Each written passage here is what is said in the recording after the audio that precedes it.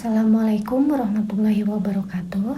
Kepada yang terhormat Bapak Pipi Sopian SEMM selaku dosen pengampu mata kuliah Manajemen Koperasi. Perkenalkan, saya Nopia Putri dari kelompok 3 kelas 4C Manajemen.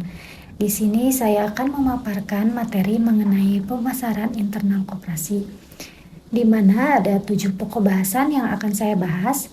Langsung saja ke pembahasan pertama, yaitu mengenai arti penting pengelolaan pasar internal koperasi dalam pengembangan koperasi.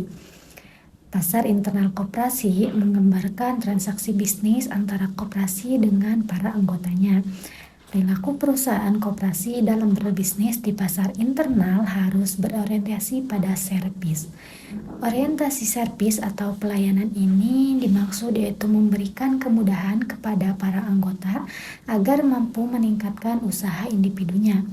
Misalnya nih, dengan memberikan harga yang lebih menguntungkan bagi anggota, memprioritaskan kepentingan anggota daripada non-anggota.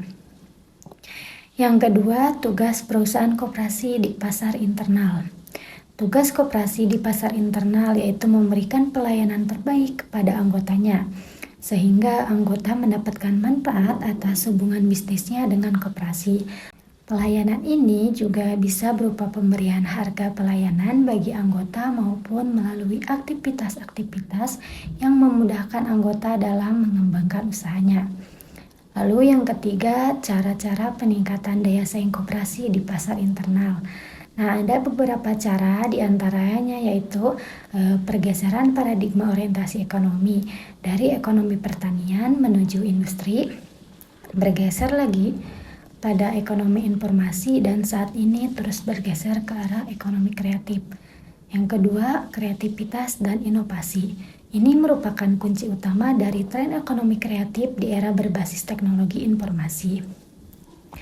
Artinya, koperasi harus mengarah pada bidang usaha atau berkolaborasi dengan berbagai pihak yang memiliki keterkaitan dalam bidang usaha berbasis industri kreatif. Selanjutnya, bisa juga dengan melakukan pengembangan barang dan jasa. Yang terakhir, memperluas jaringan pasar dan lain sebagainya. Yang keempat, ada prinsip-prinsip dasar dalam mencapai kepuasan anggota.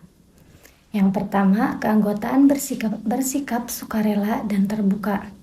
Artinya, seseorang harus sukarela menjadi anggota koperasi dan tidak ada unsur paksaan. Yang kedua, pengelolaan secara demokratis. Di sini, koperasi dalam pengelolaannya harus dilakukan atas kehendak dan keputusan para anggota. Yang ketiga, pembagian sisa hasil usaha dilakukan secara adil sebanding dengan besarnya jasa usaha masing-masing anggota. Yang terakhir, pembagian balas jasa yang terbatas terhadap modal, di mana modal dalam suatu koperasi dipergunakan untuk kemanfaatan anggota, bukan sekedar mencari keuntungan. Oleh karena itu, balas jasa terhadap modal yang diberikan kepada para anggota juga terbatas. Selanjutnya, strategi produk di pasar internal. Ada beberapa tahapan strategi, yaitu yang pertama diantaranya tahap perkenalan. Manajemen koperasi memperkenalkan produk kepada anggota koperasi sesuai tugas program yang disepakati bersama.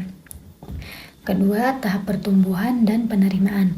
Anggota mulai membandingkan produk yang ditawarkan dengan produk yang ditawarkan pesaing atau produk yang biasa dipakai. Selanjutnya, tahap kematangan persaingan. Penjualan di pasar internal harus meningkat dan keuntungan mencapai maksimum. Selanjutnya, tahap kejenuhan pasar. Manajemen koperasi harus melakukan inovasi guna menghasilkan produk baru yang ditawarkan dalam periode berikutnya. Poin keenam yaitu strategi promosi di pasar internal.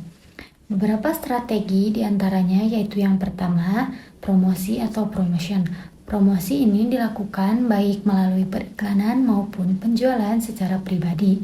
Selanjutnya, program promosi perusahaan dapat mempunyai peranan penting dalam menciptakan citra dalam periklanan pelanggan.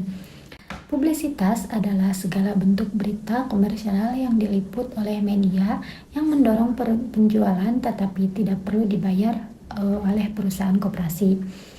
Yang keempat, penjualan perorangan, yaitu kontak perorangan antara penjual dan calon pelanggan yang diperoleh dari usaha penjualan. Dan yang terakhir, periklanan. Periklanan adalah semua bentuk presentasi penjualan yang tidak bersifat perorangan dan dibayar oleh sponsor tertentu. Poin terakhir yaitu mengenai perbedaan antara strategi integrasi vertikal koperasi dengan strategi amalgamasi koperasi. Strategi integrasi vertikal koperasi merupakan suatu perjanjian yang terjadi antara beberapa pelaku usaha yang berbeda pada tahapan produksi maupun operasi dan distribusi yang berbeda, namun saling terkait. Integrasi vertikal dapat menghambat persaingan karena dapat meningkatkan biaya yang harus ditanggung pesaing untuk mengakses bahan. Selain itu, integrasi vertikal juga dapat mengurangi ketersediaan bahan baku dan meningkatkan modal yang dibutuhkan untuk masuk ke pasar. Atau dengan kata lain, integrasi vertikal dapat menimbulkan hambatan untuk masuk ke sebuah pasar. Yang kedua, strategi amalgamasi koperasi. Amalgamasi koperasi merupakan strategi penggabungan dua atau lebih koperasi yang bertujuan untuk meningkatkan kekuatan dan daya saing koperasi. Strategi amalgamasi biasanya dilakukan ketika koperasi menghadapi masalah finansial, operasional, atau manajemen yang tidak mampu diatasi sendiri. Sekian presentasi yang dapat saya sampaikan. Terima kasih. Wassalamualaikum warahmatullahi wabarakatuh.